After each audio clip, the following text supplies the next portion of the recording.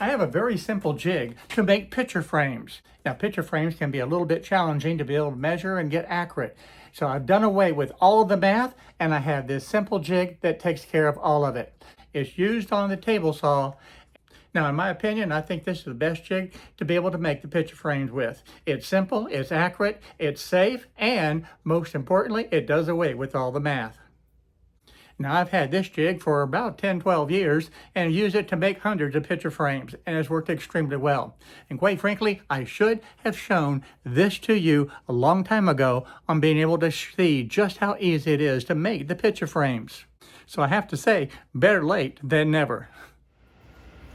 Jigs need to be able to perform their function without having a lot of moving parts.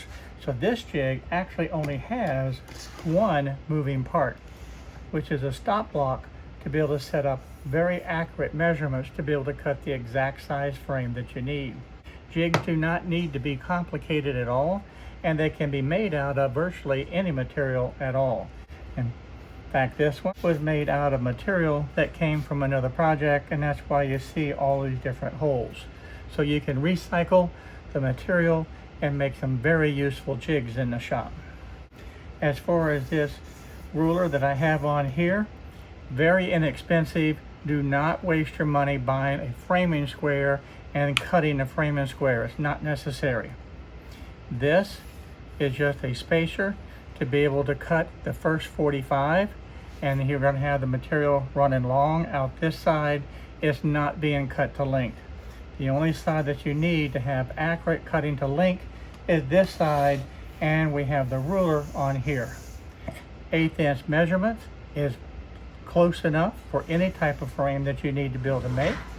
So this has worked real well in my shop for making all different types of frames. Now, this material is 3/4 inch plywood. It is recycled from an old project, and that's why you see so many holes in it. But as far as the basic size, this is actually 12 inches or about 300 millimeters. Now, it does not have to be exactly this size. As far as the length is actually 36 inches or 3 feet. Or if you want this in millimeters, it's going to be about roughly 915 millimeters.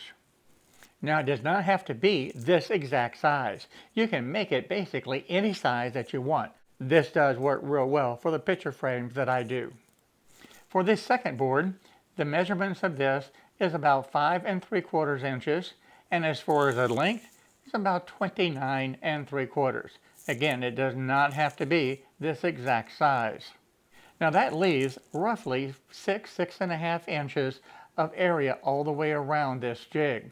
Now that will accommodate virtually any size frame stock that you could possibly imagine.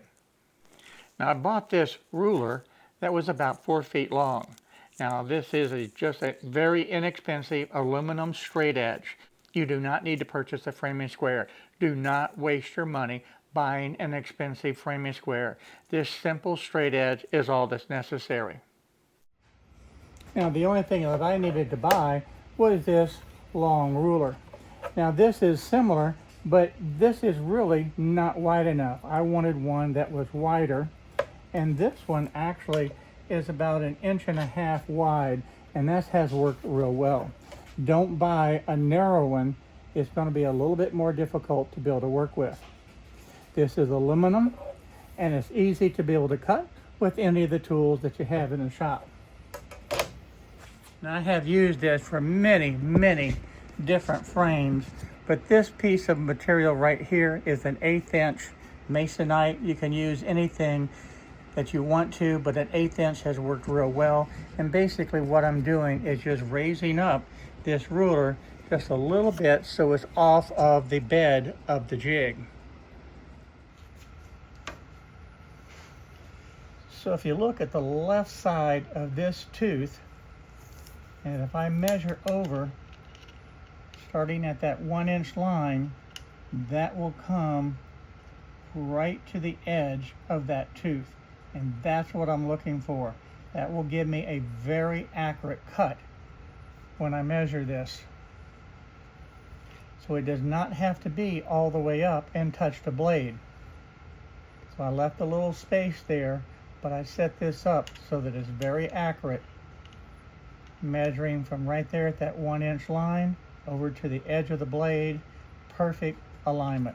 And again, this side doesn't matter as long as it's square, and it's established with the square based on this piece of wood that's in place. If I flip this jig over and look at the back side, you'll notice that I have one runner. Now this is a hardwood runner that's on here, and it has done extremely well. And of course that is exactly 45 degrees. You put this on the same way that you would put this on any of the sleds. Now when I set this up originally, I used a speed square against the front edge of the table saw top, and that gave me the perfect 45-degree angle. Then with the runner underneath there, I was able to tack it on, flip it over, and of course screw it in. And that gives me a good straight 45-degree angle from the edge of the saw to that blade, and it's going to be very accurate. As far as this stop block, it's simply a piece of wood that's about 5.5 inches by 3 inches, cut on a 45-degree angle with that slot cut in it. That slot rides right in to that metal ruler. That way I can set this for any measurement that I want, lock it down, and have good, solid, repeatable cuts for the picture frame. With the jig completed, let me show you how to use it. To be able to use this, I have a piece of framing stock that I had made, and I want to be able to put my 45 on it. So you want to go ahead and start and slide this over your metal so it has a good solid base to build a ride on. I can pull this back. I can slide that right up to here to my saw blade. I do need to raise the height of the saw blade. And then I can make my first cut. I have the framing stock exactly where I want it, and I can make this cut. Now you notice my hands are well clear of the blade. Now I did raise the blade, but I need to raise it just a little bit more to be able to cut all the way through the material. But again, my hands are completely safe, and I'm away from the blade, and that gives me a good accurate cut.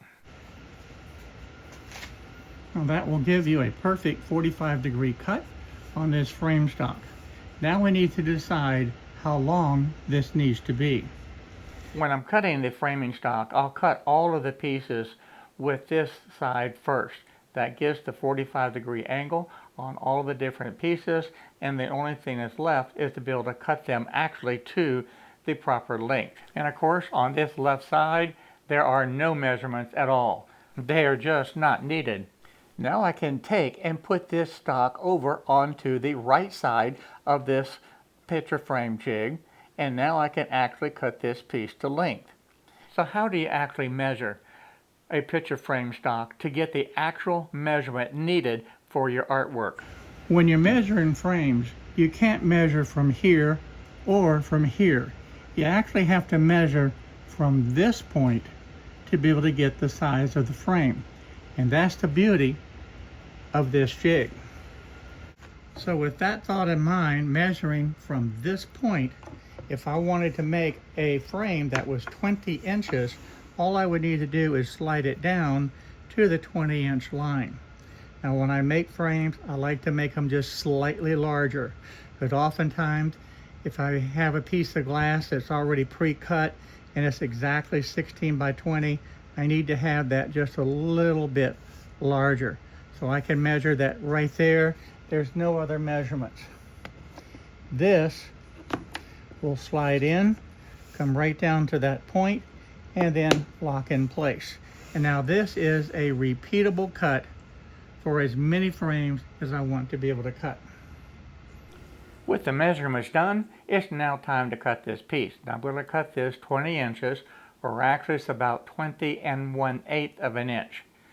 And again, I can make very repeatable cuts. So I'll make this first cut, then I can set this aside, and I'll grab my second piece, drop it right down onto the jig, slide it down to the stop, and make the next cut. Now I'm only making one frame this time, but if I was making multiple frames, I could continue to make these cuts and they're very repeatable, and they're very accurate. These are exactly the same length. You can't get it any easier than that to be able to make these picture frame cuts.